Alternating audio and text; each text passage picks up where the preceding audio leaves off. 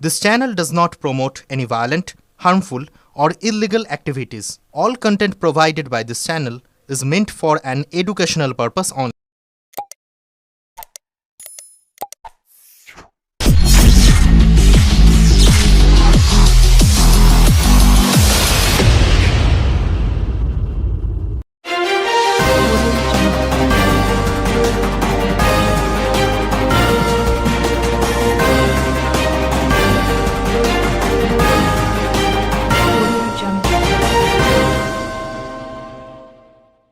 শতদ্রু দত্তর বাড়ির কাছে পুলিশ পিকেট, রিষড়া থানাতে বাড়তি ফোর্স। কলকাতায় মেসির আগমন আর তাকে ঘিরে চরম বিশৃঙ্খলা।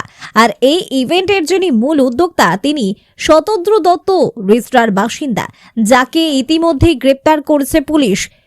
রিষড়া বাঙ্গুর পার্ক এলাকায় বাড়ি শতদ্রুর। শ্রীরামপুর হলি হোম স্কুলে পড়তেন, ছোট থেকে ক্রিকেট খেলতেন। একসময় প্রাইভেট ফার্মে চাকরি করতেন। আগে জামাইবাবুর সঙ্গে ইভেন্টের কাজ, পরে সেই কাজে আরো বড় পদক্ষেপ।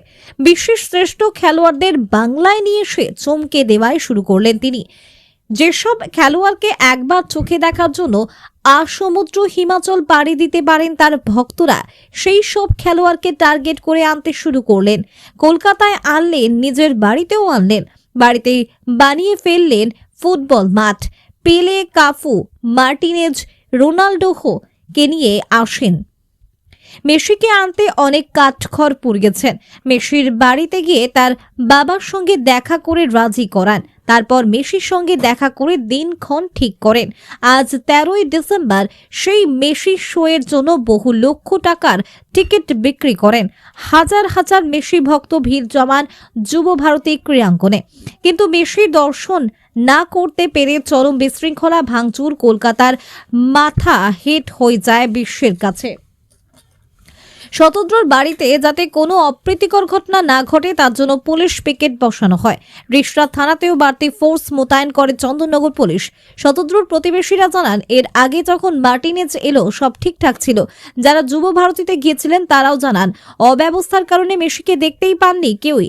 যারা দর্শক আসনে ছিলেন অনেক দূরে, তারা কোনোভাবেই মেসিকে দেখতে পাননি।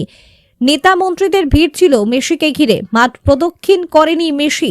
মাত্র কয়েক মিনিট থেকেই মাঠ ছাড়েন মেসি। তাতে ক্ষিপ্ত হয়ে ওঠে দর্শক। ব্যুরো রিপোর্ট, আমার কলকাতা নিউজ। মেসিকে তো দেখতে পাইনি প্রথম কথা।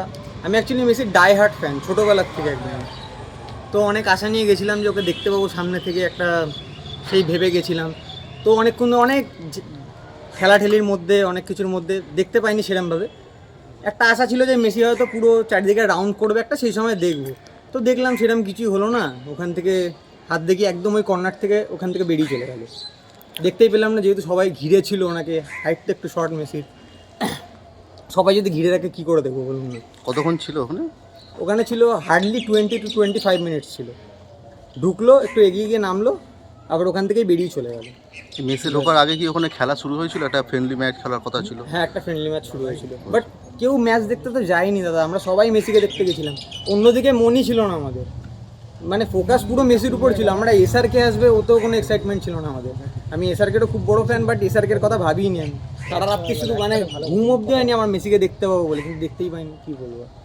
আর এত টাকার টিকিট কেটে গেলেন, আপনাদের এই রিষড়ারই বাসিন্দা শতদ্রু দত্ত, তিনি পুরোটার অ্যারেঞ্জার, এবং তার এই ঘটনার জন্যই নাকি মানে তার ভুলে এই ধরনের ঘটনা ঘটেছে। কি বলবেন সেটাতে? কী বলবো, কপালের দোষ আমাদের, কী বলবো, কিছু বলার নেই। সেটা মাঠের পরিস্থিতি কীরকম ছিল স্টেডিয়ামের? একটু ম্যানেজমেন্টের একটু গল্প ছিল দাদা। ম্যানেজমেন্টে এরকম ম্যানেজমেন্ট যেটা বলা হয়েছিল যে যা যা হবে সব সেইগুলো হয়নি। যে মেসি পুরো মাঠে ঘুরবে সেরকম কিছু হয়নি। তারপরে পেনাল্টি শ্যুট আউট হবে যেগুলো শুনেছিলাম আমি আর কি, সেগুলো সেরকম কিছুই হয়নি। দর্শকরা উত্তেজিত হয়ে মাঠে ঢুকে পড়েছিল। হ্যাঁ, ব্যারিকেড ভেঙে সব চেয়ার ফেয়ার ভেঙে চুড়ে একদম ছুঁড়ে ফাড়ে একদম যেরমভাবে পেরেছে ঢুকে গেছে। মানে আমাদের যে এক্সাইটমেন্ট ছিল যে আমরা মেসিকে দেখতে পাবো, ওখানে মেসি বাদে আমরা সবাইকে দেখতে পেয়েছি। মানে এরকমই ব্যাপার ছিল। মানে 2 থেকে 3 মিনিটের মতো মেসি ছিল গ্রাউন্ডে, আর ওখানেও সব লোকেরা মানে ঘিরে ধরেছিল। তো এই বিষয়ে মানে আর কি বলা যায়, মানে কতটা মন খারাপ হলো? অনেকটাই, মানে কি করে এক্সপ্লেন করতে পারবো না, এতটাই মন খারাপ হয়েছে। কত টাকা টিকিট কেটেছিলেন? টিকিট তো বাড়ির লোক কেটে দিয়েছিল, এবার আমি সেটা বলতে পারবো না, কিন্তু আমার ছিল বি ব্লকে ছিল টিকিট। সকাল কটায় বেরিয়েছিলেন? সকাল ভোর 6:30 সময় বেরিয়েছিলাম। মানে 6:30টার পর থেকে স্টেডিয়ামে পৌঁছে গেছিলেন? হ্যাঁ মানে পৌঁছতে হবে 7টা বেজে গেছিলো, 6:30 7টা বাজেনি, 8টা পৌনে 8টা এরকম বেরিয়েছিল। অনেক তো আশা ছিল বেসিকে দেখবেন। অনেক আশায় এক্সপেকটেশন অনেকটাই ছিল। আপনাদের তো শহরের লোক, হ্যাঁ, সে এনেছিল, তবুও মেসিকে দেখতে পেলেন না, এক শহরের লোক আনলো। এবার আমি কি করে বলবো বলুন, ওদের মধ্যে কি হয়েছে আমি তো সেই বিষয়ে জানি না কিছু। আর আমার দাদাও ছিল আমার সাথে, আর মনটা খারাপ হয়েছে একটু, আর বলতে পারবো না এই বিষয়ে। আপনাদের প্রতিবেশী শতাব্দী দত্ত, তাকে তো পুলিশ ডিটেন করেছে গোটা ঘটনার দায়ে, তো কি বলবেন? আমি কি বলবো, উনি অনেক বিজি একজন মানুষ, ওনার ব্যাপারে আমি কি বলতে পারি। উনি ওনার কাজ করছে, আমরা অ্যাজ এ সদস্য হিসাবে গেছিলাম দেখতে, আমরা দেখতে পাইনি, মন খারাপ, বাড়ি চলে যাবো আর কি। আগামী দিনে যদি আবার আসে আপনারা আবার যাবেন? চেষ্টা মনে করবো, তো হয় না আসবে বলে।